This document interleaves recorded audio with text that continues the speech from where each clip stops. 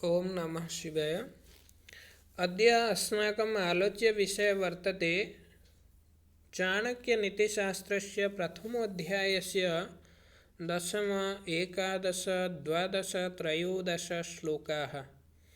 तत्र सर्वप्रथमतया दशमश्लोकस्य अध्ययनं वयं कुर्मः, आलोचनं कुर्मः। अत्र सर्वे पश्यन्तु, लिखितं वर्तते लोकयात्रा भयं लज्जा दाक्षिण्यं त्यागशीलता पंच यत्र न विद्यन्ते न कुर्यात् तत्र संस्थितम्।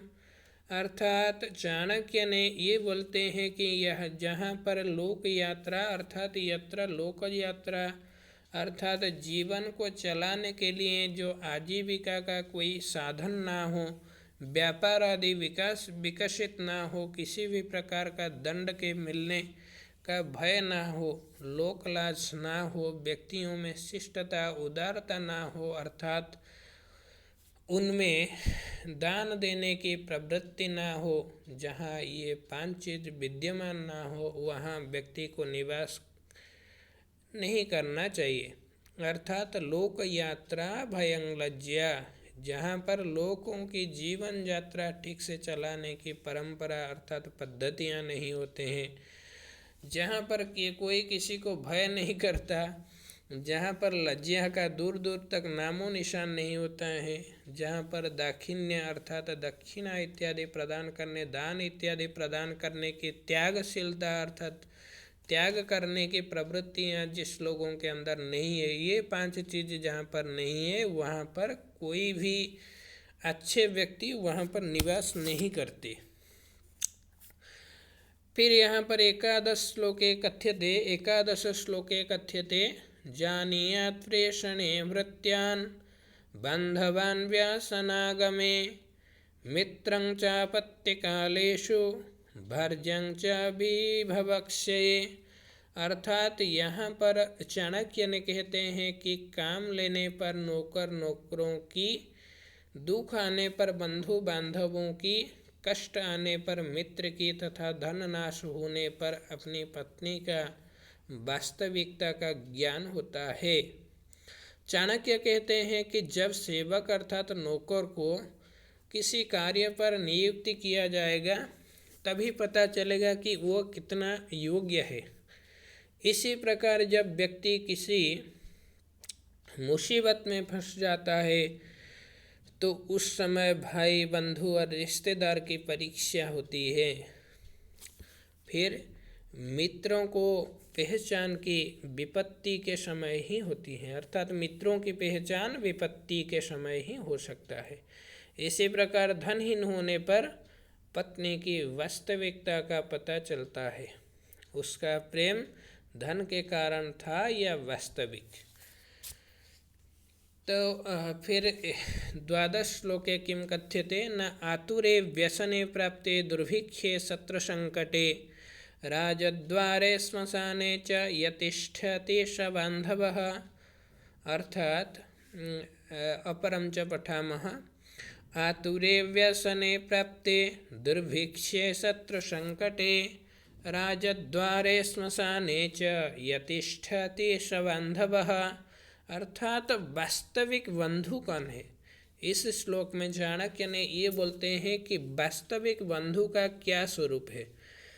किसी रोग से पीड़ित होते पर, दुख आने पर, अकाल पड़ने पर, शत्रु की आड़ से संकट आने पर, राजसभा में, श्मशान अथवा किसी की मृत्यु के समय जो व्यक्ति साथ नहीं छोड़ता, वास्तव में वही सच्चा बंधु माना जाता है।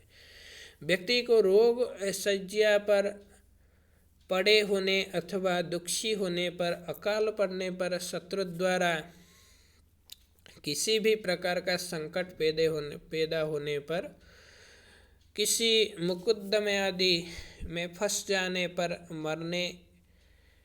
मरने पर जो व्यक्ति स्मशान घाट तक साथ देता है वही सच्चा बंधु अपना बंधु ही होता है। अर्थात ये अवसर ऐसे है जब सहायकों की प्रचंड आवश्यकता होती है।